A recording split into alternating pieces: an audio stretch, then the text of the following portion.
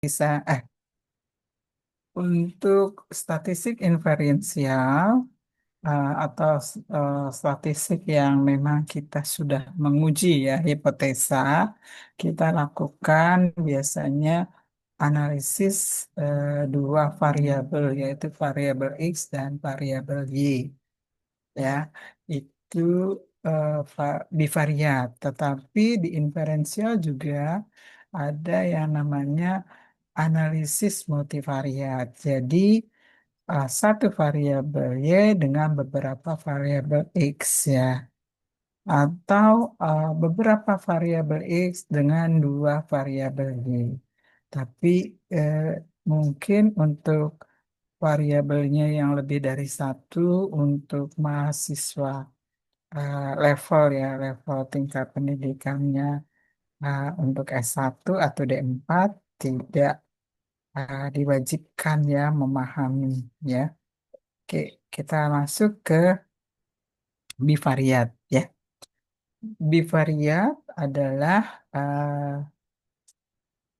analisis yang ditujukan untuk mengetahui hubungan atau pengaruh satu variabel dengan variabel lainnya. Ya, jadi bisa mengetahui hubungan atau mengetahui pengaruh dari satu variabel terhadap variabel lainnya. Ya, contohnya apakah pendidikan ibu mempengaruhi ibu untuk memeriksakan kehamilan? Berarti variabel X-nya pendidikan ibu, variabel Y-nya adalah eh, kebiasaan ya perilaku ibu dalam memeriksakan kehamilan ya.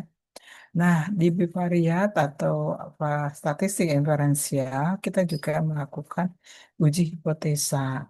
Uji hipotesa nanti diambil kesimpulannya adalah apakah hubungan tadi atau pengaruh tadi, pengaruh variabel A terhadap variabel B atau variabel X terhadap variabel Y itu signifikan atau tidak signifikan. Jadi mengambil kesimpulannya signifikan kalau dia hasil nilainya di bawah p-value. P-value kita tetapkan di awal ya, di awal. Biasanya kalau p-value-nya 0,05 berarti dia one-sided. Kalau two-sided dari lebih kecil lagi ya 0,0 0,01 ya. Oh ya 0,01. Oke. Jadi ini signifikan atau tidak signifikan uji hipotesanya. Hanya saja dalam menetapkan hipotesa signifikan atau tidak signifikan, beberapa ahli statistik itu menetapkan ada dua hal ya. Apakah kita menetapkannya signifikan secara statistik atau kita menetapkannya signifikan secara substansi. Maksudnya, Bu, jadi begini, terkadang kita dihadapkan oleh hasil analisis yang ternyata ya hasilnya tidak signifikan, tetapi secara substansi atau konsep dan teori yang sudah hasil penelitian terdahulu yang sudah dibuktikan sebelumnya bahwa itu sebenarnya signifikan, harusnya signifikan, tapi di penelitian Anda tidak signifikan. Nah, kenapa ya? Bisa saja hasilnya, ya, bisa saja hasilnya kurang, ya, sampelnya, ya, atau cara pengambilan sampelnya mengalami, ya tadi kurang, cara pengambilan sampelnya kurang tepat, atau alat ukur yang digunakan tidak valid dan reliable. Jadi banyak hal yang mempengaruhi, ya. Tetapi untuk menentukan signifikan atau tidak signifikan, kita bisa menetapkannya tadi pakai statistik. Statistik apa dasarnya? P-value. Kemudian kalau substansi apa? Dasarkan oleh konsep atau teori atau hal yang mendasarinya. Contoh ini ya. kita mau bukti ini ya, menguji bahwa obat A dan obat B itu mempunyai perbedaan ya dalam menurunkan tekanan darah ya. Nah, hasil dari surveinya diketahui bahwa obat A menurunkan tekanan darah 30 mm Hg. Obat B menurunkan 32 mm Hg. Dua-dua menurunkan tekanan darah. Tapi yang berbeda bermakna yang mana? Yang efektif mana ya? Apakah A, apakah B? Kalau kita hanya melihat dari sisi statistik, ya kita bilang, oh iya ini berbeda nih. Obat A obat B lebih efektif menurunkan tekanan darah ketimbang obat A, ya. Tetapi kalau kita melihat hanya sisi statistik saja, tapi kalau kita lihat substansi, ada nggak perbedaan dari kondisi klinis ya? Orang yang tekanan darahnya turun 30 mm Hg dengan orang yang kondisi klinisnya turun 32 mm Hg. Ya, sama-sama tidak ada keluhan pusing, sama-sama tidak ada keluhan nyeri tengkuk, ya, sama-sama tidak ada palpitasi. Secara substansi ada perbedaan nggak? Nggak ada, ya. Jadi nggak ada perbedaan 2 mm Hg kalau dilihat secara substansi ya ditandai misalnya dengan kondisi klinis pasien nggak ada bermakna, ya. Jadi kita bisa ngambil kesimpulan yang mana nih?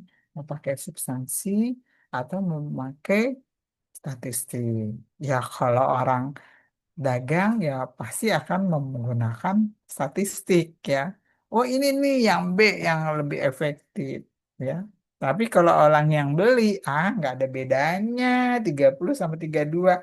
Efeknya sama di saya. Ya, kira-kira begitu ya. Jadi signifikan harus memenuhi keduanya sebaiknya ya. Jadi jangan hanya salah satu. Oke. Nah, itu tadi terkait dengan analisis bivariat. Nah, sekarang kalau kita mau melakukan uji statistik analisis bivariat, kita mau pakai uji apa ya? Nah, ini ditentukan oleh jenis variabelnya ya. Oke, yang pertama, kita mau melakukan analisis hubungan ya. Berarti hubungan berarti bivariat ya. Antara kategorik dengan numerik. Artinya variabel X-nya kategorik, variabel Y-nya numerik ya. Jadi yang menentukan dalam memilih uji statistik adalah variabel dependennya. Kalau variabel dependennya numerik, kita akan milih uji parametrik. Uji parametrik ya, karena dia sebarannya ya, biasanya kalau numerik itu harus memenuhi dulu syarat-syarat uji parametrik ya. Oke, yang pertama adalah uji T. Hmm, Ya, uji T tujuannya adalah kita gunakan uji T adalah menguji perbedaan min antar dua kelompok. Jadi menguji perbedaan min antar dua kelompok. Nah, uji T digunakan bila variabel kategorinya harus dua kelompok, harus punya dua nilai, ya, kategorinya. Misalnya, contohnya variabel kategorinya yang dikotom, ya, dikotom itu dua nilainya, ya. Dia wanita, umur, tua, muda, kinerjanya baik, buruk, ya. Jadi harus dikotom, ya, kategorinya. Contohnya, misalnya kita mau menganalisa hubungan seks dengan tekanan darah. Apakah ada perbedaan min tekanan darah antara pria dan wanita? Ya, oke, kelompoknya kan beda, ya, beda.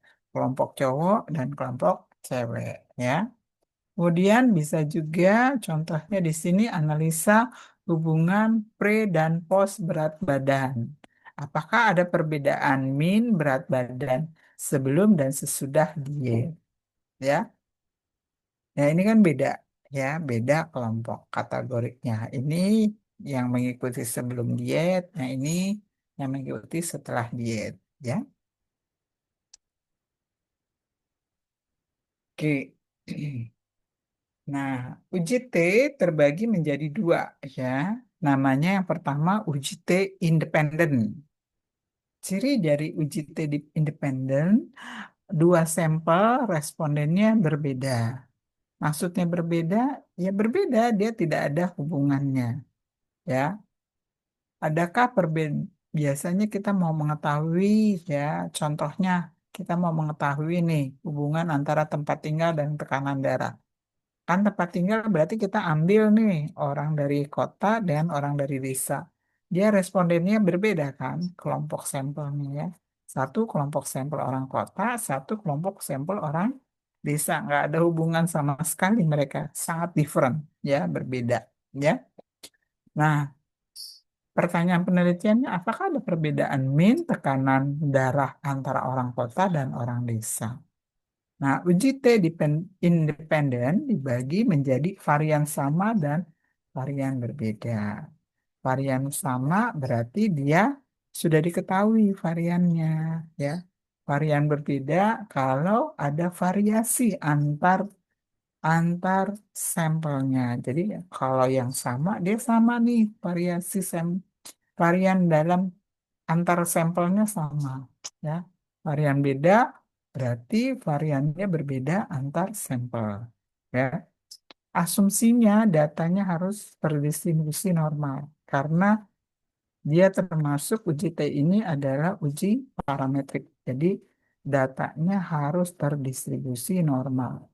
Yang terdistribusi normal variabel mana? Variabel numeriknya. Ya, variabel numeriknya berarti variabel apa? Variabel Y-nya harus terdistribusi normal. Oke? Oke. Bila tidak terpenuhi, maksudnya tidak normal datanya, baru kita gunakan uji non-parametrik. Nah, uji non-parametrik yang sama dengan analisis uji T independen namanya uji Mann-Whitney. Ya, uji Mann-Whitney. Nah, ya, nanti kalau Anda buka buka SPSS itu ada di non-parametrik ya, non-parametrik ya. Oke. Yang kedua uji T adalah uji T dependent ya. Uji T dependent dua kelompok yang ada ya, ada dari responden yang sama ya. Kalau tadi kan kelompoknya beda ya, dari sampel yang beda. Kalau sekarang dari responden atau kelompok sampel yang sama, yang diukur dua kali ya, pre dan post ya. Jadi kalau Anda mau melakukan namanya uji eksperimen ya, kuasi eksperimen, anda ambil sampel terus diperiksa pre dan post. Nah, Anda harusnya ngambil uji T dependen. Kalau variabel Y yang Anda ambil itu skalanya numerik ya. Jenis datanya numerik dan terdistribusi normal. Kalau dia numerik tidak terdistribusi normal, berarti Anda harus ambil ujinya Wilcoxon. Oke? Jadi ini kalau Anda lakukan kalau Anda melakukan penelitian metode kuasi eksperimen Anda pakai uji T dependent. Ya, contohnya gini, apakah ada perbedaan rata-rata berat badan sebelum diet dan sesudah diet? Ya, jadi kan biasanya pretest dilakukan sebelum intervensi kan, sebelum perlakuan, ya. Kemudian post test dilakukan setelah perlakuan. Nah, sampel yang diukur kan sama, orangnya sama, ya, responden yang sama yang diukur pada saat pretest dan responden yang diukur juga yang sama, misalnya si A dites di pretest dia diambil datanya. Setelah intervensi, si A juga diambil datanya pada saat post test. Ya. Nah, ini uji T dependen, asumsinya sama karena dia adalah termasuk uji dalam statistik parametrik, dia harus terdistribusi normal. Ya. Nah, ini ada tabel data, ada umur, berat badan, agama, seks, umur satu, berat badan satu, pengalaman satu, pengukuran satu, maaf, pengukuran satu, pengukuran dua, ya. Nah, mana sih yang termasuk data numerik, variabelnya, jenisnya numerik? Nah, ini sudah saya masukkan umur, berat badan, ya. Kenapa umur? Karena umur itu hasil penghitungan, berat badan hasil pengukuran, maka dia datanya adalah numerik. Kemudian pengukuran satu, ya kalau itu pengukuran ya. Nah ini sebelum intervensi, pengukuran dua sesudah intervensi. Kemudian kategorik, yang kategorik variabelnya ini adalah agama, ya. Agama kan dia masuk nominal ya, skala nominal ya. Kemudian seks sama nominal, umur satu karena dia dikategorikan menjadi ordinal, ya satu kurang dari 20 tahun, dua 20 sampai 30 tahun, tiga lebih dari 30 tahun. Berat badan, ya berat badan satu, ya itu kalau satu itu kurang dari 60, kelompok dua lebih atau sama dengan 60 kilogram. Nah, mana yang dapat diuji T, ya? Untuk uji UT dependen tadi syaratnya apa? Uji T dependen, uji T dependen dia dari sampel yang berbeda. Oke, berarti kategorik dan numerik. Kategoriknya seks dengan berat badan numerik ya bisa ya. Kemudian hubungan seks dengan umur ya. Karena dia dua kan, dua kategori kan bisa. Kemudian berat badan satu dengan umur bisa. Nah, yang T dependen mana? T dependen hubungan pengukuran satu dengan pengukuran dua. Ya, oke. Kenapa agama dengan berat badan tidak bisa diuji T? Ada yang bisa jawab? Kenapa kenapa agama dengan berat badan tidak bisa kita uji T? Coba Luke. Kenapa Luke? Kira-kira kenapa ya? Atau Anita deh, bantu jawab. Ada yang tahu nggak? Karena, karena agama variabelnya kategori, bukan numerik, ya. Kemudian agama kan kategori kan kita kategorikan orang masuk ke dalam salah satu kelompok, ya. Agama Islam, agama Kristen, gitu ya. Oke. Kemudian nah, ya agama itu kan dia lebih dari dua kategori, ya. Dia banyak kategorinya agama lebih dari dua ya. Jadi dia sudah bisa dilakukan uji T. Yang bisa dilakukan uji T dia harus dua kategorinya harus dua ya. Walaupun berat badan numerik ya. Yang tidak bisanya di agamanya, variabel agama.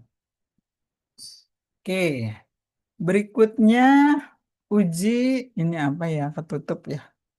ANOVA ya. Uji ANOVA ya.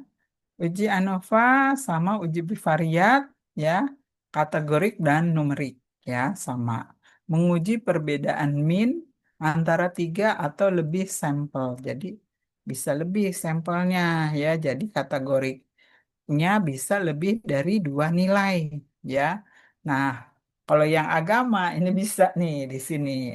Agama bisa nih, agama dengan berat badan kita bisa ujinya bukan uji T tapi pakai uji ANOVA. Ya, misalnya hubungan pendidikan. Nah, pendidikan kan lebih dari dua kan kategorinya. Ada SD, SMP, SMA. Ya nggak? Berat badan bayi kan itu numerik ya. Jadi apakah ada perbedaan berat bayi antara ibu pendidikan SD, SMP, SMU, SMA, PT ya perguruan tinggi. Kira-kira begitu.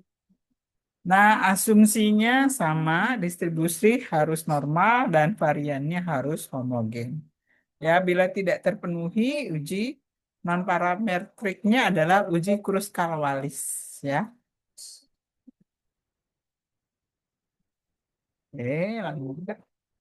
Nah, ini sama, tabel yang sama ya. Mana yang dapat kita uji ANOVA ya? Yang bisa kita uji ANOVA, agama dengan berat badan, agama dengan umur, umur satu dengan berat badan ya. Karena mereka kategorinya lebih dari dua ya. Kenapa seks dengan berat badan tidak bisa uji ANOVA? Karena seks cuma dua kategori, dua kelompok, ya. Kemudian seks dengan berat badan satu, kenapa tidak bisa uji ANOVA? Karena apa? Kategori dan kategori, nggak bisa, ya. Kemudian umur dengan berat badan, nggak bisa juga, karena numerik dan numerik, ya. Oke. Nah, berikutnya bivaria untuk melihat hubungan kategori dengan kategori. Jadi variabel X-nya kategori, variabel Y-nya kategori, ya. Jadi variabel independennya kategori, variabel dependennya kategori, ya. Kita lihat yang pertama adalah Chi kuadrat. Nah, ini yang sering nih mahasiswa senangnya pakai ini. Padahal kan banyak yang lain ya. Tapi mahasiswa senangnya ini ya. Pamungkasnya pakainya Chi kuadrat. Ya. Tujuan dari penggunaan Chi kuadrat adalah mengetahui perbedaan proporsi atau persentase antara dua atau lebih sampel. Ya. Jadi memang dia tabel 2 kali 2, tapi dia bisa ya melihat presentasi atau proporsi lebih dari dua, tabelnya lebih dari dua boleh, tabelnya bisa 3 kali 2 ya mas boleh ya, boleh, bisa, bisa ya, bisa. Contohnya ini ya, kita mau lihat nih apakah ada perbedaan presentase kepuasan pasien antara kelas VIP kelas 1 dan kelas 2 ya. Kepuasan pasien aja itu kan sudah dua ya kategorinya, puas dan tidak puas. Kelas perawatan tiga kan, VIP kelas 1 kelas 2. Jadi berarti ini tabelnya 3 kali 2 ya. Bisa pakai Chi kuadrat, bisa nggak? Bisa, walaupun sebenarnya prinsip dari Chi kuadrat itu adalah tabel 2 kali 2 ya. Nah, ini yang bawah kita mau melakukan uji hubungan jenis kelamin perawat dengan kinerja. Apakah ada perbedaan ya? Persentase kinerja antara perawat pria dan perawat laki-laki. Nah, perawatnya aja jenis kelaminnya udah dua, ya, dua kategori. Kemudian kinerja dua kategori. Nah, ini pas nih tabelnya 2 kali 2, ya. Karena Rai kuadrat itu menggunakan tabel silang ya, cross step ya, menggunakan cross step dia. Nah, kita masih pakai pakai tabel yang tadi ya. Ini ceritanya di PSPSS ya, masih sama nih tabelnya ya. Nah, kira-kira mana sih yang bisa kita uji Chi kuadrat? Kan tadi Chi kuadrat adalah untuk melihat analisis hubungan kategori dengan kategori. Ya, kategori dengan kategori. Nah, Kira-kira yang kategori dengan kategori mana ya? Oh, seks ya dengan berat badan satu karena dia dua kali dua. Seks kan jenis kelamin laki perempuan berarti kategorinya dua. Berat badan satu itu kelompok satu kurang dari 60, kelompok dua lebih sama dengan 60 berarti dua ya kelompoknya. Kemudian seks dengan umur satu kan tadi saya bilang boleh ya 3 kali 2 ya. Kemudian seks dengan agama, ya agama kan juga lebih tuh dari dua juga masih boleh. Berat badan satu dengan agama, ya. Jadi masih kategori. Kenapa seks dengan berat badan tidak bisa uji KI kuadrat? Ya, Ludia, kenapa? Nggak bisa. Karena kategorik dengan numerik, Ibu. Oke, ya. Jadi karena berat badannya numerik, nggak bisa kan? Prinsipnya KI kuadrat itu kategori dengan kategori. Oke. Kemudian yang kenapa agama dengan umur tidak bisa uji KI kuadrat? Anita, kenapa Anita? Halo Anita, lagi Karena kenapa kategori dengan Anita? numerik, Ibu. Kenapa nggak bisa Anita? Agama dengan umur kita lakukan uji KI kuadrat. Karena numerik dengan kategorik, Ibu. Iya, karena kategorik dengan numerik. Agamanya kategorik, umurnya numerik ya. Oke. Jadi jangan salah ya nanti kalau nyusun skripsi ya. Walaupun semua mahasiswa senangnya pakai kayak kuadrat, tapi prinsipnya jangan sampai lupa ya. Oke, berikutnya. Nah, untuk khusus untuk kai kuadrat, di sini karena dia menggunakan tabel silang 2 kali 2, jadi strategi analisis yang pertama dilakukan untuk kai kuadrat, yang pertama adalah kita membuat tabel silang. Ya, kalau di dalam SPSS dia otomatis ya, otomatis akan membuat tabel silang. Jadi kalau Anda klik tuh, Anda mau melakukan uji kai kuadrat, Anda pilihannya adalah cross tab. Nah, pilihannya tuh ya di analisis, deskriptif, statistik, Anda pilih cross tab karena kita mau membuat tabel silang ya, karena membandingkan perbedaan presentasi antar kelompok ya. Kemudian menggunakan uji statistik ya kita pilih uji statistiknya Chi kuadrat ya. Kemudian setelah itu kalau sudah di jalan ini aplikasi SPS-nya nanti akan keluar tuh OR, nilai OR atau RR-nya akan keluar. Nah, yang kita jelaskan dalam kesimpulan adalah nilai OR-nya atau kekuatan hubungan atau kekuatan risiko. Ya, odds rasionya yang kita jelaskan. Ya, mungkin nanti Bu Eviana di statistik ya biasanya Bu Eviana nih yang ada statistik. Jelaskan nih kenapa itu OR yang mesti menjadi patokan ya. Jadi OR itu adalah peluang seseorang atau resiko seseorang untuk menderita penyakit atau untuk berperilaku. Nah, misalnya OR-nya terhadap obesitas ya, berarti dia peluang seseorang untuk menjadi obesitas ya, kira-kira begitu. Oke, kita lihat. Setelah strategi ini kita terapkan dalam analisis KI kuadrat, ya. Nah, seperti ini, ya. Untuk menentukan tabel silang, ya, ada ketentuannya, ya. Variabel independen kita letakkan pada baris, ya. Jadi jangan salah, ya. Nanti kalau salah, nanti berbeda juga rasionya. Akhirnya apa? Ngaco juga nanti kesimpulannya, ya. Jadi variabel independen diletakkan di baris, variabel dependennya di kolom, ya. Nah, ini biasanya untuk desain cross-seksional nih. Anda kan nanti besok eh, skripsinya cross-seksional, ya.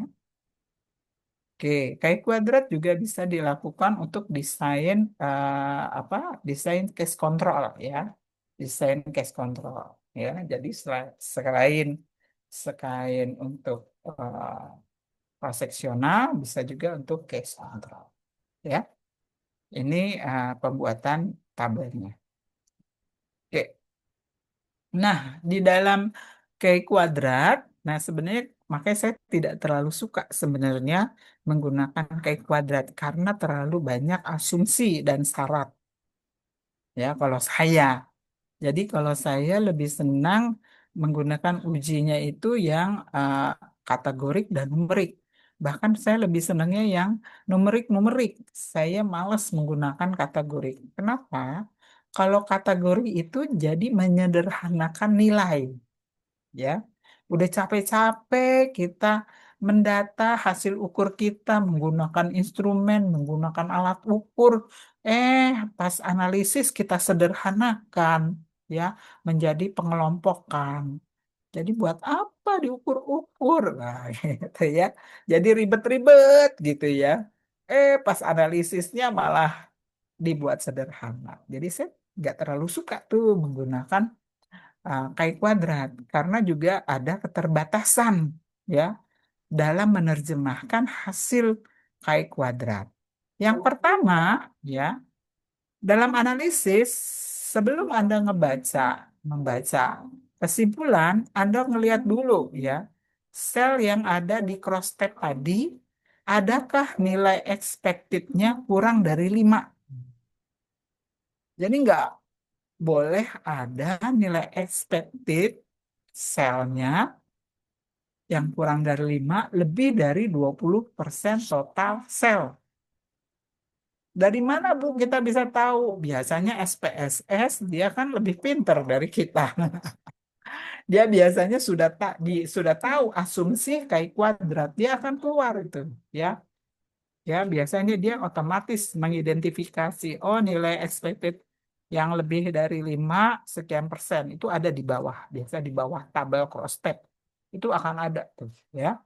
Nah, kalau misalnya ada nih gimana gimana ya Bu kalau udah ada apa datanya diambil lagi atau gimana? Nah, solusinya kalau tabelnya besar, maksudnya jumlah data di tabelnya besar, ya. Nah, ini bisa kita lakukan penggabungan. Jadi misalnya terlalu banyak nih, barisnya terlalu banyak. Misalnya gini, Anda membuat kategorinya terlalu banyak. Misalnya kayak kemarin tuh mahasiswa membuat pengkategorian terhadap apa demensia. Nah, itu dia ada yang demensia tidak demensia, demensia ringan, demensia sedang, demensia berat. Terus satu lagi apa bukan demensia apa tuh? Demensia berat. Alzheimer. Jadi terlalu banyak ya kategorinya. Terus udah gitu nilainya tuh sedikit-sedikit. Pas di bawah ada expected outcome-nya kurang dari 5 itu lebih dari 20%. Saya bilang udah digabung aja lah ini ya. Digabung aja antara ringan dan tidak ada tidak tidak demensia kan ya namanya orang kan lupa ya, kadang-kadang lupa gitu ya. Jadi gejalanya kan belum jelas. Nah, ini dimasukin aja yang sedang jadi lakukan penggabungan antara baris dan kolom ya. Bisa yang digabungkan barisnya, bisa yang digabungkan kolomnya. Nah, untuk tabel 2 kali 2 kalau ada expected kolomnya, selnya lebih dari 5 lebih dari 20%, kita bisa menggunakan ujinya Fisher exact. Ya, jadi tidak kita ambil chi-square, tapi pakainya Fisher exact. Ya, oke, ya. Tapi bila tidak ada sel yang nilai E-nya kurang dari 5, maka kita gunakan chi-square. Oke, oke, jadi kalau saya nggak suka pakai chi-square karena banyak asumsinya. yang harus dipenuhi, ya. Kalau nggak terpenuhi, ya kita pakai Fisher eksak, ya.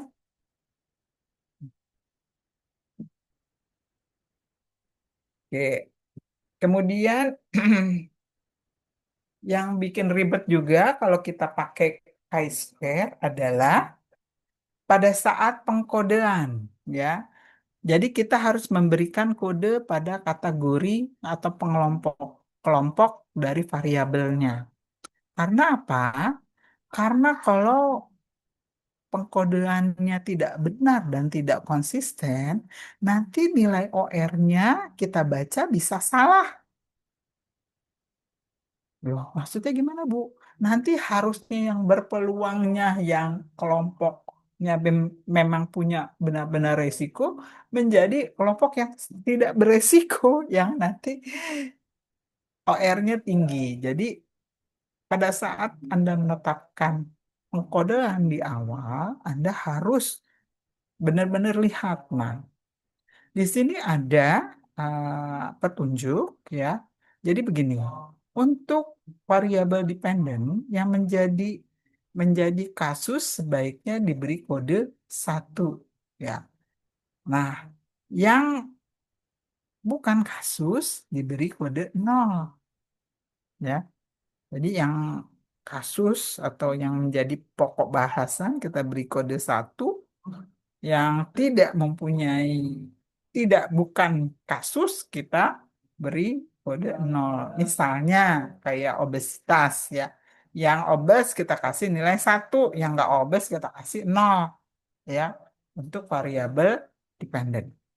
Untuk variabel independen, ya, hampir sama mengikuti variabel dependen. Jadi yang menyebabkan jadi faktor penyebab kasus kita kasih kode satu. Kelompok yang tidak menyebabkan kita kasih kelompok nol. Ya, jadi kalau saya, jadi kelompok yang beresiko itu kita kasih kode satu, yang tidak beresiko kita kasih nol, gitu. Ya, contohnya begini, variabel dependennya perilaku seksual, ya. Yang beresiko kita kasih kode satu, yang tidak beresiko kita kasih kode nol. Nah, variabel independennya ada dua nih. Satu jenis kelamin, satu lagi ketaatan beribadahnya. Nah, laki-laki kita beri kode satu. Kenapa laki-laki kita beri kode satu? Biasanya laki-laki senang jajan, ya. Nah, kalau biasanya gampang, ya, gampang tergoda laki-laki. Jadi kita kasih, jadi dia akan cenderung mempunyai perilaku seksual beresiko. Jadi kita kasih satu. Kalau perempuan kan lebih pasif, ya, kalau dalam perilaku seksual. Jadi kita kasih kode nol karena dia tidak, maksudnya resikonya minimal, ya. Kemudian ketaatan ibadah, orang yang taat kita kasih kode nol, yang tidak taat kita kasih kode satu. Kira-kira begitu, ya. Nah, ini jangan sampai salah nih nanti kode mengkode. Karena apa? Nanti bisa salah menetapkan nilai OR. Oke. Nah, berikutnya analisis hubungan numerik dengan numerik. Jadi variabel X-nya numerik, variabel Y numerik, ya. Ya, yang pertama adalah uji korelasi, ya.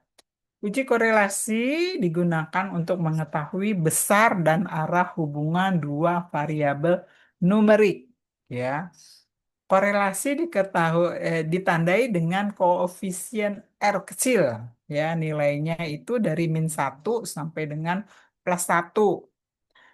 Min dan plus di depan angka menandakan hubungan. Jadi pos kalau ada tanda plus berarti hubungannya positif. Kalau ada tanda negatif berarti hubungannya negatif, ya. Untuk besar atau kekuatan hubungannya itu mulai dari yang lemah sampai yang sangat kuat.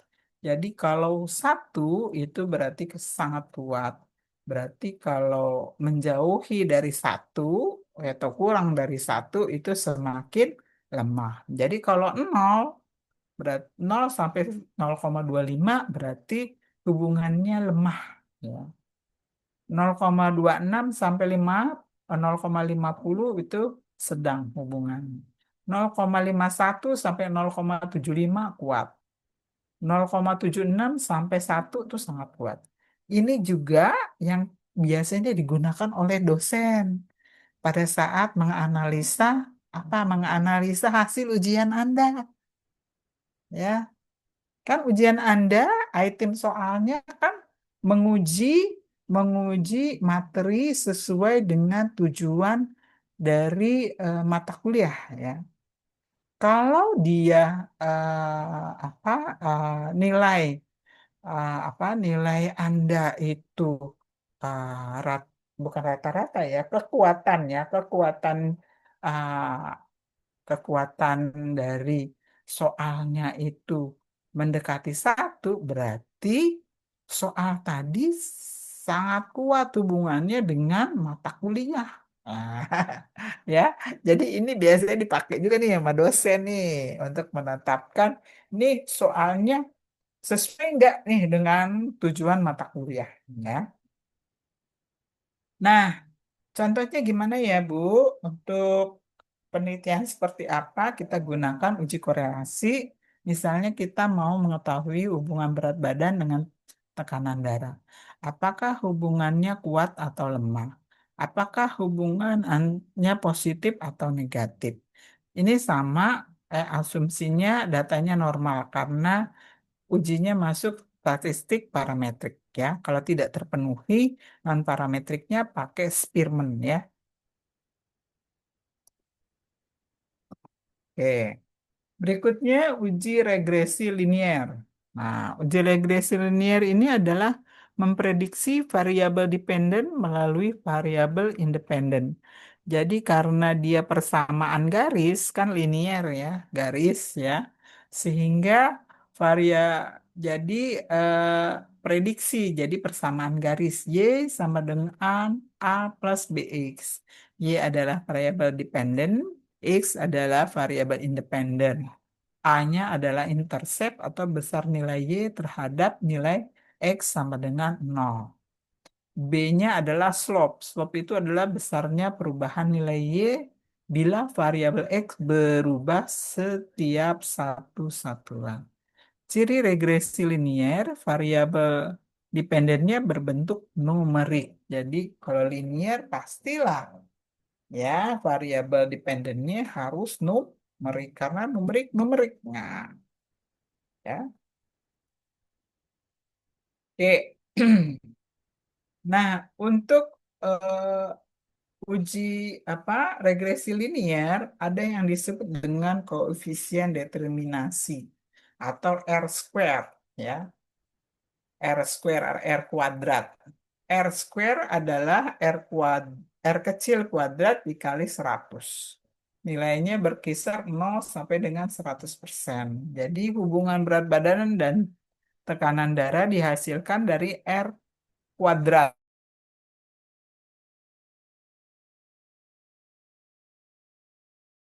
Kalau misalnya dihasilkannya seperti itu, ya. Berarti cara membacanya adalah variabel berat badan dapat menjelaskan variasi tekanan darah sebesar 67,8%. Atau variabel berat badan mempengaruhi variabel tekanan darah sebesar 67,8%. Ya, itu dari koefisien determinasi, ya, yang ada di regresi linear. Oke, nah sekarang sama nih datanya masih yang sama. Manakah yang dapat dilakukan uji korelasi dan regresi linier? Berarti yang numerik-numerik. Ya, berarti di sini udah dikasih tahu nih hubungannya umur dengan berat badan. Ya.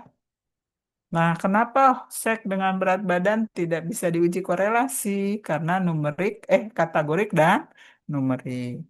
Nama agama dan umur tidak bisa karena ada kategorik agamanya, umur, numerik. Kenapa seks dan berat badan satu tidak bisa diuji korelasi? Karena kategorik kata. Oke. Nah, ini kesimpulannya bivariat. Kalau uji kategorik dengan numerik, ujinya uji T dan ANOVA. Uji T kalau variabel kategoriknya dua kelompok, uji ANOVA kalau variabel kategoriknya lebih dari dua kelompok. Kalau kategorik dengan kategorik, kita bisa gunakan chi-square atau uji Fisher eksak. Kalau numerik dengan numerik, kita bisa gunakan uji korelasi dan regresi linear. Ya, oke, ini bivariat. Kita lanjut. Nah, ini sebenarnya tabel ya. Nah, ini kan umur numerik, seks itu kategorik, merokok juga kategorik, ya. Kalau univariat, ya, kalau numerik itu kalau univariat yang keluar adalah nilai ukurannya min dan standar deviasi. Kalau variabel kategorik, univariatnya yang bisa Anda keluarkan adalah jumlah dan presentase. Karena dia kategori merokok juga gitu, jumlah dan presentase. Kalau dilakukan uji vivariat, kalau antara umur dengan seks berarti uji T, ya. Antara seks dengan merokok karena kategori berarti chi kuadrat, ya. Nah, ini kalau multivariat antara variabel seks, merokok, dan umur itu bisa dilakukan namanya uji logistik, ya, regresi logistik, ya, multivariatnya. Oke, nah ini multivariat, ya. Kita lanjut multivariat, ya. Multivariat adalah menghubungkan beberapa variabel independen dengan satu variabel dependen, ya. Jadi independennya banyak, tapi variabel dependennya hanya satu, ya. Kenapa perlu multivariat? Ya, kita lakukan analisis multivariat karena tadi katanya, ya, dalam epidemiologi, ya, bahwa penyebab terjadinya penyakit itu bukan satu sebab, banyak multifaktor katanya. Ya, penyakit itu bisa timbul karena ada ada agent, ada host, ada lingkungan. Nah, jadi karena kompleks faktornya, jadi perlu dilakukan analisis multivariat. Kira-kira begitu, ya. Kegunaan analisis multivariat yang pertama adalah mengetahui pengaruh murni dari masing-masing variabel, mengetahui faktor paling dominan, ya. Dari sekian faktor independen, mana sih yang dominan mempengaruhi variabel dependen? Ya, itu nanti kita harus mencari dari sejumlah variabel independen yang ada di dalam uji analisis multivariat. Nah, untuk mengetahui pengaruh murni atau efek bersih, nah, bisa kita lakukan caranya satu, dengan membuat rancangan eksperimen. Kalau rancangan eksperimen itu kita mengontrol beberapa variabel, ya. Maksudnya, Bu, misalnya contoh, kita mengontrol variabelnya dari usia, ya. Kan biasanya ada pada saat eksperimen kan Anda lakukan namanya kriteria inklusi pada sampelnya. Usianya dibatasi, hanya usia ini dan usia ini. Nah, berarti kan itu mengontrol, ya, mengontrol variabel usia. Atau pada saat kriteria inklusi Anda tetapkan, ya, bahwa yang diambil adalah yang laki-laki. Nah, berarti kan variabel yang Anda kontrol adalah jenis kelamin. Jadi rancangan eksperimen lebih banyak adalah pada saat membuat rancangannya itu beberapa variabel itu kita kontrol sehingga kita bisa dapat hasil pengaruh atau efek yang murni, ya, dari suatu penelitian. Terus untuk mengetahui pengaruh murni juga bisa menggunakan cara matching. Sebenarnya di eksperimen kita lakukan matching ya, matching. Artinya kan kalau matching itu gini, uh, kan kalau di eksperimen dia diperiksa, di post diperiksa kan matching tuh ya, nilainya si A satu akan diperiksa nanti di A satu juga, gitu ya, si A satu juga ya. Jadi matching ya. Nah ini juga bisa ya untuk mempertahankan pengaruh murni. Nah, yang ketiga yaitu melakukan analisis multivariat. Ya, jadi ada tiga cara untuk mengetahui pengaruh murni. Tadi dengan kuasi eksperimen, kemudian dengan matching, dan yang ketiga dengan analisis multivariat. Nah, analisis multivariat syaratnya adalah sampelnya harus cukup. Ya, satu variabel itu minimal 15. Jadi kalau misalnya independennya 5, variabel variabel dependennya satu berarti kan 6 ya. 6 kali 15 ya, itu harus terpenuhi ya. Nah, ini ada dua analisis multivariat. Yang pertama adalah linear ganda, regresi linear ganda dan regresi logistik ganda. Kalau linear ganda, variabel dependennya numerik. Variabel independennya karena terdiri dari beberapa variabel bisa numerik dan kategorik. Sedangkan variabel regresi logistik ganda, variabel dependennya kategorik, variabel independennya boleh kategorik dan numerik. Anda lihat di sini yang menentukan adalah variabel dependent. Jadi kalau dependennya numerik, dia linear ganda. Kalau kategorik berarti logistik ganda, ya. Sekarang kita lihat logistik dulu, ya. Regresi logistik. Regresi logistik adalah digunakan untuk menganalisa hubungan satu atau beberapa variabel independen yang berjenis kategorik atau numerik dengan satu variabel dependen yang berjenis kategorik dikotom. Nah, kategorik dikotom berarti hanya dua kategorik ya. Kalau sehat, sakit, ya hanya dua ya. Hidup, mati ya. Atau kalau misalnya kaya, miskin, gitu kira-kira ya hanya dua ya. Kat- kelompok kategorinya dikotom ya dependennya. Kemudian regresi logistik itu ada yang sederhana, jadi hanya satu independen, variabel independen, multiple atau ganda kalau variabel independennya banyak, lebih dari satu. Oke, nah ini persamaan regresinya. Anda nggak perlu hafalin ya, karena nanti kan Anda kerjakan pakai pakai SPSS ya. Nah, ini regresi logistik ganda, fungsinya yang pertama, kita dengan menggunakan regresi logistik ganda, kita bisa membuat model matematik yang menggambarkan hubungan variabel independen dan variabel dependen.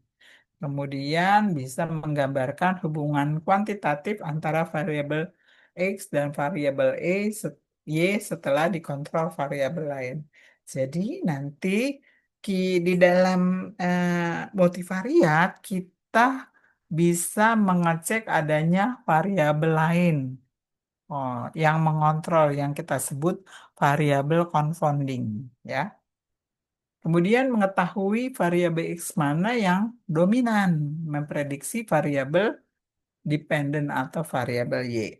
Kemudian mengetahui interaksi. Nah, karena di dalam logistik harus dicek ada interaksi enggak antara dua variabel independen atau lebih terhadap variabel dependen, ya.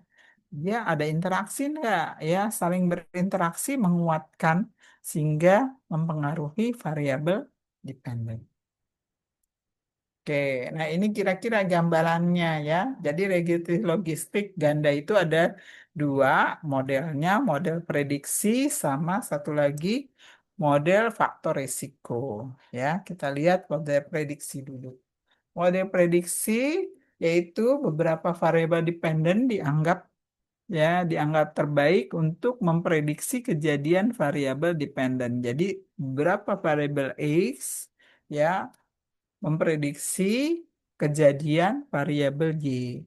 Misalnya judul penelitiannya adalah faktor-faktor yang berhubungan dengan misalnya apa? BBLR atau apa ya. Jadi dia memprediksi variabel Y ya. Yang kedua, regresi logistik model faktor risiko. Ya, jadi tujuannya untuk mengetahui hubungan satu atau beberapa variabel independen dengan kejadian variabel dependen dengan mengontrol beberapa variabel compounding. Anda lihat ini ada variabel antara nih, ya variabel yang mengontrol, namanya variabel confounding. Variabel confoundingnya X2, X3, X4. Ya, Mbak Anda lihat ya. Misalnya judul penelitiannya hubungan merokok dengan kanker paru. Nah, X-nya merokok, X1-nya merokok, Y-nya kanker paru. Nah, ini yang dikontrol, faktor yang dikontrol, kontrol apa aja nanti kita lihat ya, contohnya ya. Nah, ini pemodelan prediksi ya. Prediksi yang pertama kita lakukan seleksi dulu variabel yang masuk ke dalam model prediksi. Caranya kita lihat p-value ya. Kita uji dulu bivariat kalau dia numerik apa kategori dengan kategori kan dependennya kategori ya. Independennya kategori berarti kategori berarti pakai chi-square. Kita lihat p-value-nya 0, kurang dari 0,25 atau lebih enggak. Kalau misalnya kurang dari 25 kita masukkan ke multivariat. Kalau lebih nggak bisa masuk, kecuali kalau dia secara substansi, secara konsep merupakan variabel yang penting, ya baru kita masukkan. Kemudian memasukkan secara bersama-sama seluruhnya yang tadi sudah dari hasil seleksi, ya. Kemudian secara bersama-sama kita keluarkan yang besar satu persatu, ya sampai didapatlah model ya p-value-nya 0,05 ya kurang dari 0,05 ya. Nah, variabel p-value yang lebih dari 0,05 nanti satu persatu dikeluarkan ya, dimulai dari yang terbesar ya. Nah, bila variabel pada saat dikeluarkan mengakibatkan perubahan nilai OR, maka dan perubahan tadi lebih dari 10%, maka variabel tersebut tetap harus masuk ke dalam model karena nanti bisa mempengaruhi kesimpulan ya. Nah, setelah itu lakukan uji interaksi ya antar variabel independen karena kita duga nih secara substansi ada interaksi. Kalau tidak ada interaksi, ya berarti nggak perlu diuji interaksi. Ya, nah ini contohnya ya faktor-faktor ya untuk prediksi ya BBLR dia di ya. Nah ini contohnya ya untuk BBLR ya. Variabelnya tadi variabel di BBLR kan merokok, ras, hipertensi, prematur, uterus, ANC ya. Oke, ANC ya. Nah, kita lihat merokok ya. Merokok di sini 0,27. 0,27 berarti lebih kecil dari 0,25. Berarti masuk ya, merokok ya. Kemudian raise ya, raise ya. Raise 0,082. Ini masuk juga karena lebih kecil dari 0,25. 25 ya. Kemudian oke ya, masuk ya, pokoknya ya masuk ya. Nah, ini hipertensi 0,45. Nah, ini juga masuk 0,045 ya. So, ya. Nah, ini hasilnya ya. P-value-nya ini tadi RAS 0,08, hipertensi 0,045, uterus 0,24. Nah, ANC 0,131. Nah, di sini kan berarti ANC lebih dari 0,25. Tapi kita tahu yang namanya secara substansi, arti secara teori, konsep bahwa pemeriksaan kehamilan itu penting ya, menentukan kesehatan dari janin. Sehingga walaupun dia lebih dari 0,25 ya, tetap kita masukkan ke dalam analisis multivariat ya. Kita masukkan. Nah, kita masukin nih modelnya. Frup, ya masuk. Nih, pemodelan dimasukin semua. Nah, dari sini kita lihat nih variabel yang p-value-nya terbesar, ya lebih dari 0,05. Di sini yang terbesar yang mana? ANC dan uterus. Karena uterus 0,73, lebih dari 0,05. Nah, pertama kita keluarkan ANC dulu karena dia paling besar, ya. Kita keluarin nih ANC. Kita lihat perubahan OR-nya, ya. Nah, ya, OR-nya. Nah, nih kita lihat nih perubahan OR-nya. Nih OR lama, OR baru. Nah, ternyata nggak ada ini yang lebih dari 10%. Nah, ya, ya, ya udahlah berarti ANC tidak punya pengaruh nih terhadap perubahan OR.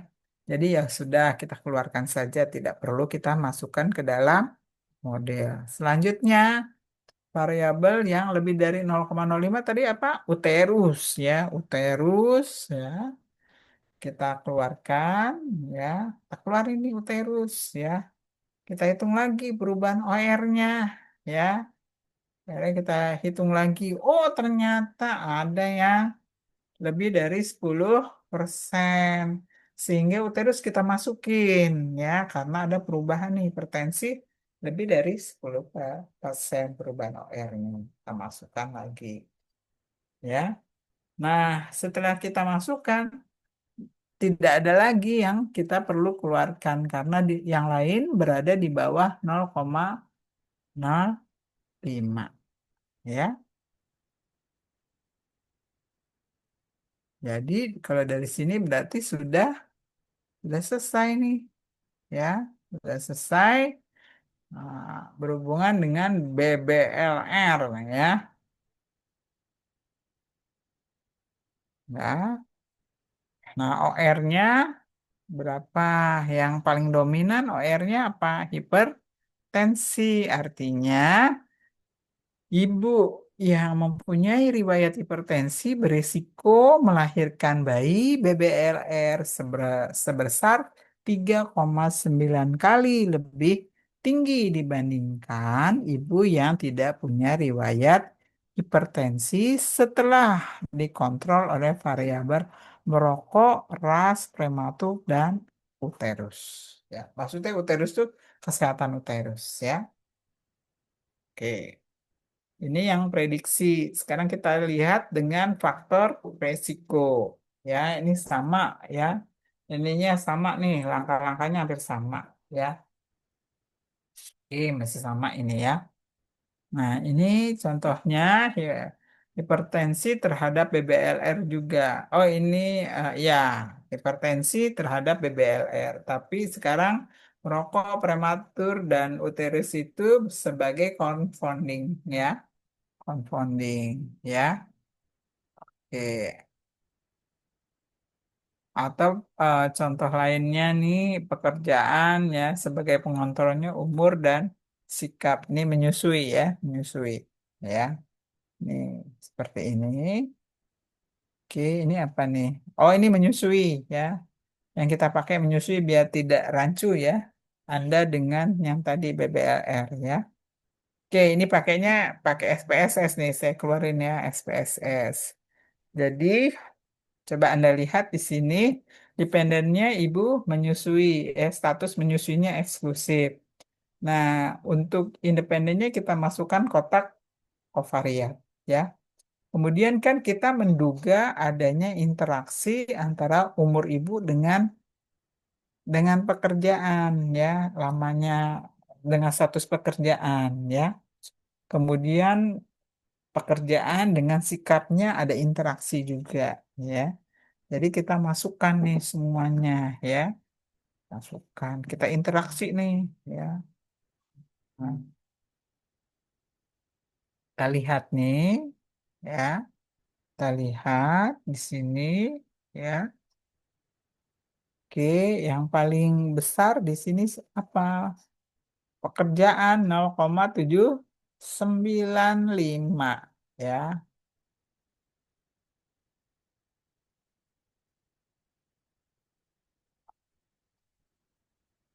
Oke, ya.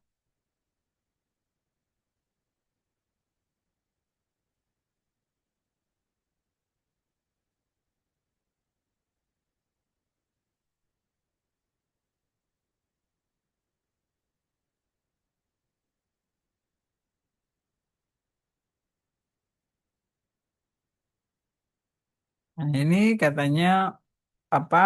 Variabel sikap dikeluarkan karena perubahan OR ya lebih dari OR-nya 3,83 ya. Nah, dari sini dibilang katanya tidak variabel sikap bukan variabel confounding. Jadi dikeluarkan dari model.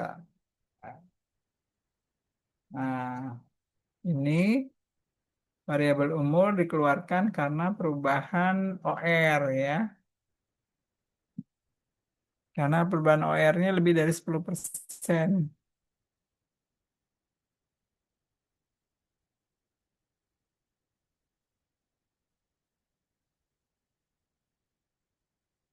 Nah, variabel umur karena tadi menyebabkan perubahan kerja ya, OR kerja, maka dianggap sebagai confounding. Ya, kan tadi masalahnya kerja dan menyusui. Confoundingnya kan umur ya.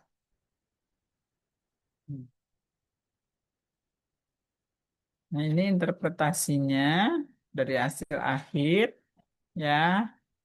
Umur merupakan confounding hubungan kerja dengan menyusui ya. Ini regresi linier ya, regresi linier yang sederhana tadi sudah. Ini yang ganda ya. Jadi X-nya lebih banyak ya. Ini sama ya, ini fungsi ya, fungsinya menetapkan model matematis dan hubungan kuantitatif ya, sampai sama sih dengan linear ya, sederhana ya. Mengetahui variabel X yang paling dominan sama melihat adanya interaksi ya. Oke, ini linear ada asumsi ya, asumsi homoscedasty sama sebenarnya ada 5 ya kalau nggak salah. Homoscedasty yaitu melihat ya sebaran titik ya, titik dari variabel G. Ya, apakah berada di atas atau di bawah dari garis tengah nol ya. Kalau semosidicity, heterosidicity sebaran residualnya di bawah atau di atas. Kalau ini yang homo berarti dia sama sebarannya di atas sama rata dengan di bawah ya. Kalau yang hetero dia mengelompok banyak di bawah semua atau di atas semua. Kemudian eksistensi ini biasanya dilihat dari nilai variabel independennya ya. Jadi ini biasanya eh, diasumsikan nilai residualnya ya dari nilai min dan standar deviasi. Nah, ini independensi ya. Jadi ini yang Durbin Watson ya. Asumsi Durbin Watson itu min 2 sampai dengan 2 ya. Kemudian linearitas. Nah, ini linearitas biasanya lihat garis ya, garis ANOVA-nya ya, signi. Ini persamaan garisnya ya yang dilihat ya. Kemudian normalitas ya, ini yang Gauss-nya lihat dari sebaran ya. Sebaran kita lihat kurvanya ya, plotnya kita lihat grafiknya ya. Nah, pemodelan regresi linier.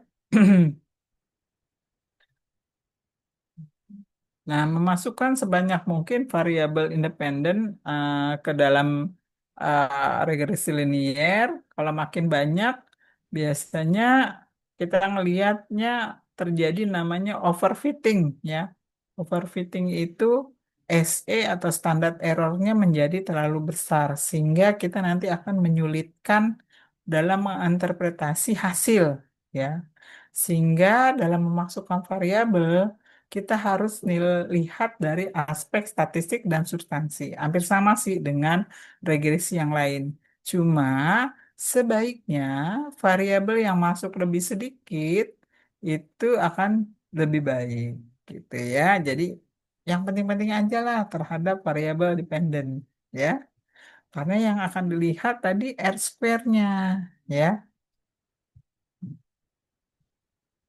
Nah, ini langkahnya hampir sama ya, langkahnya.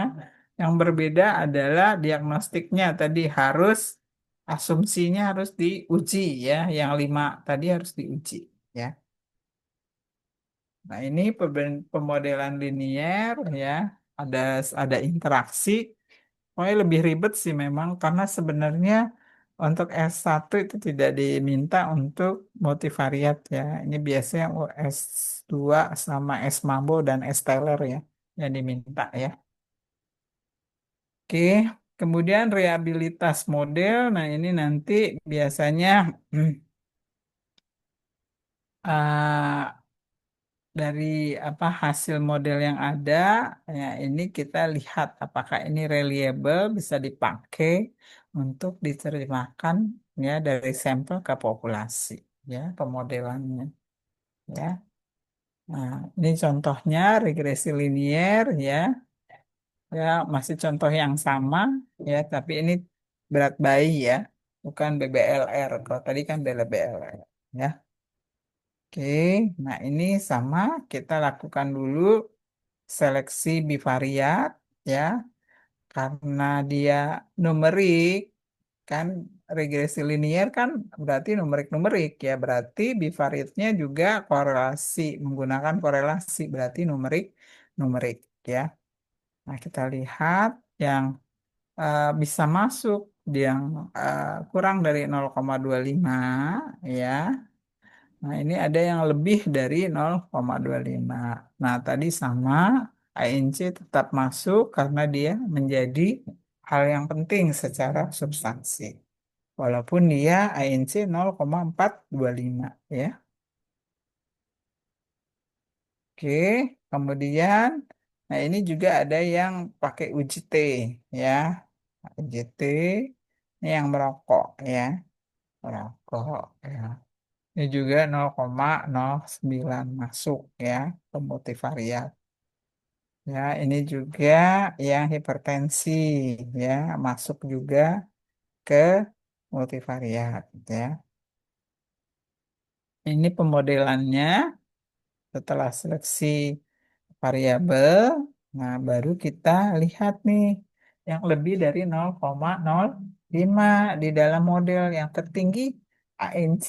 ANC kita keluarin lagi ya, karena ANC di sini berapa nih? ANC ya, kita keluarin ya. Oke. Setelah dikeluarin, ternyata R square-nya nggak berubah ya. Koefisien betanya juga tidak berubah ya. Jadi tetap tidak berubah ya. Kemudian hmm, Nah, ini kita lihat nih perubahan koefisien betanya nih pada saat ada, pada saat dikeluarin kan tidak signifikan ya 1,4% ya. Jadi ANC kita keluarin dari multivariat ya. Setelah itu yang kedua besar dari lebih dari 0,05 adalah umur ya. Umur kita keluarin ya. Ternyata R-nya, R square-nya berubah sedikit menjadi 0,113. Nah, koefisien betanya kita lihat lagi berubah enggak? Oh, ternyata berubah. Tapi tidak ada yang lebih dari 10% ya. Jadi tetap kita keluarin ya. Langkah selanjutnya kita lihat yang besar berikutnya adalah riwayat prematur ya. Prematur kita keluarin. R square-nya turun ya menjadi 0,104 ya. Koefisien betanya kita cek lagi. Oh, ternyata ada ya. Ada yang koefisien betanya lebih dari 10% berubahnya, yaitu berat badan ibu, yaitu 12,3%. Nah, ini tidak bisa kita keluarkan ya. Jadi riwayat prematur nggak jadi kita keluarkan karena dia mempengaruhi perubahan koefisien beta dari berat badan ibu. Ya, jadi tetap masuk di model multivariat. Ya, setelah itu tidak ada lagi yang lebih dari 0,05 sehingga kita bisa melihat pemodelan akhir ya. Nah, pemodelan akhirnya seperti ini ya. Nah, kesimpulannya ya. Kita uji dulu, lupa. Saya uji asumsi dulu. Kita lihat eksistensi ya. Kita lihat angka residual min-nya ya 0,000 dan standar deviasinya 6,686,59 ya. Oke. Nah, dengan demikian asumsinya terpenuhi ya. Kemudian asumsi independensi ya. Nah, kita lihat Durbin Watsonnya ya asumsinya adalah 2 dan plus 2 ya. Kita lihat. Nah, ini 0,2222. Berarti asumsi terpenuhi ya Durbin Watsonnya ya. Oke. Kemudian asumsi linearitas. Kita lihat linearitas lihat di ANOVA-nya. Overall testnya kita lihat nilai ya nilai overall testnya kita lihat uji ANOVA-nya di signifikannya ya. Oke, ini kan 0,0000. Nah, berarti asumsinya linearitas terpenuhi ya.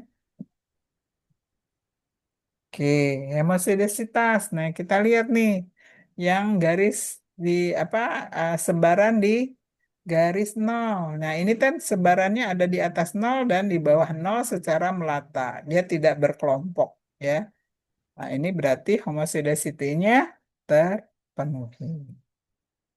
Oke, berikutnya asumsi udah selesai ya. Oh, tadi terakhir asumsi normalitasnya. Asumsi normalitas kita tinggal buat histogram dari residunya, ya, residualnya, ya. Ini kan terdistribusi normal. Kita keluarkan garis, ya, garis linearnya. Nah, ini terdistribusi normal, berarti terpenuhi semuanya asumsinya. Berarti pemodelan akhirnya bisa diterima. Kira-kira begitu. Ada yang ingin ditanyakan?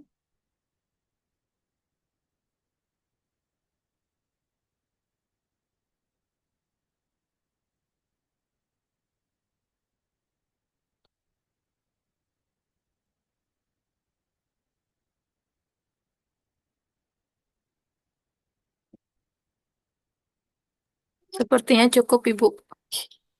Oh iya, cukup ya. Saya juga udah kayaknya keausan nih.